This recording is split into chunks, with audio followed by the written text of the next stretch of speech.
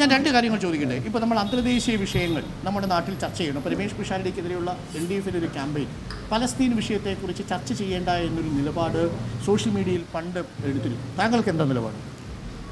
നമുക്കെന്നും ഒരു നിലപാടുണ്ട്. ഇന്ത്യ എന്ന രാജ്യം ഒരു ചേരിചേര നയം സ്വീകരിച്ച രാജ്യമാണ്. ഇന്ത്യ എന്നും സോഷ്യലിസത്തിൻ്റെ ഒരു പ്രാധാന്യമുള്ളൊരു രാജ്യമാണ്. നമുക്ക് പ്രത്യേകിച്ച് പശ്ചിമേഷ്യൻ രാജ്യങ്ങളൊക്കെ നമ്മളൊരു വലിയേട്ടനായി കാണുന്ന ഒരു രാജ്യമാണ് ഇന്ത്യ.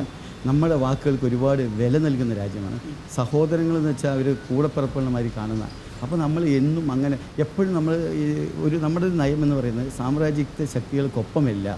ഒരു ചേരിചേരാ നയം ഉണ്ടെങ്കിൽ പോലും നമ്മൾ എപ്പോഴും ഈ ഇമാതിരിയുള്ള രാജ്യങ്ങളുമായിട്ട് വലിയ ആത്മബന്ധം സൂക്ഷിക്കുന്ന രാജ്യമാണ്. ബിരിയാണി വയ്ക്കുന്നതിനിടയിലും ആക്രി കച്ചവടം നടത്തുന്നതിനിടയിലും ഒക്കെ ഇതൊക്കെ ശ്രദ്ധിക്കാൻ സമയം കിട്ടുമോ?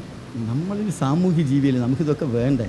നമ്മൾ വെറുതെ ഇവിടെ വന്നു മരിച്ചു പോയി അതല്ലല്ലോ. നമുക്ക് നമ്മുടെ സമൂഹത്തിനോട് കടപ്പാടുകൾ. പശ്ചിമേഷ്യയിൽ നടക്കുന്ന സംഘർഷമുണ്ടല്ലോ, അമേരിക്ക ഇസ്രായേൽ, ഗ്യാസ് വീട്ടിലെത്തി. നമ്മളിപ്പോൾ വീട്ടിൽ ഇരുന്ന് ട്രംപ് എന്ന് വിളിക്കുന്നുണ്ട് അല്ലേ? വിളിക്കാൻ തോന്നുന്നില്ലേ?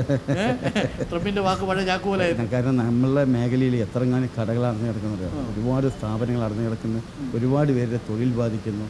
ഒരു പക്ഷേ നമ്മുടെ ഒരു പോളിസി, ഫോറിൻ പോളിസി, നമ്മൾ കഴിഞ്ഞ 10-15-20 കൊല്ലം മുമ്പൊക്കെ ഉണ്ടായിരുന്ന ഫോറിൻ പോളിസിയാണ് ഇത്ര ഒരു പ്രയാസം നമുക്ക് വന്നിട്ടുണ്ടാവില്ല.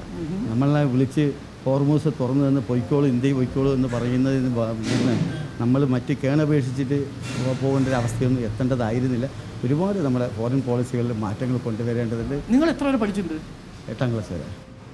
ഫോറിൻ പോളിസിയെ കുറിച്ചും ഹോർമോസിനെ കുറിച്ചും ഒക്കെ സംസാരിക്കുന്നത് കേൾക്കുമ്പോഴേ അല്ലേ, ഇത് മലയാളികളുടെ ഒരു പൊതുവായിട്ടുള്ള കാര്യമുണ്ടല്ലോ. നിങ്ങൾ ഏത് മനുഷ്യനോട് ചോദിച്ചാലും അവനിപ്പോൾ ഹോർമോസ് കടലിക്കനെ കുറിച്ചും ഒക്കെ പറയും. അത് പറയുന്നത് കേൾക്കുമ്പോൾ ഒരു സന്തോഷം. അപ്പോൾ ഞാനൊരു ചെറിയ ഇടവേള എടുത്തിട്ട് തിരിച്ചു വരാം. നമുക്ക് ചായ ഒന്നും തരുന്നില്ലേ നിങ്ങൾ? ഇവിടെ ചായ അല്ല, ഇവിടെ ബിരിയാണിയാണ് നമുക്ക് ഓഫർ ചെയ്തിരിക്കുന്നത് എന്നുള്ളതാണ്. ഭക്ഷണം കഴിക്കും. പക്ഷേ രാവിലെ ബിരിയാണി കഴിക്കാനുള്ള മൂടില്ല. പക്ഷേ എങ്കിലും വരട്ടെ, ഞാൻ 8 മണിക്ക് അമ്പാട് എത്തേണ്ടതാണ്. നിങ്ങൾ വരേണ്ടത് ഇങ്ങനെ പറഞ്ഞപ്പോൾ എനിക്കിത് അതെ മനസ്സിലായി.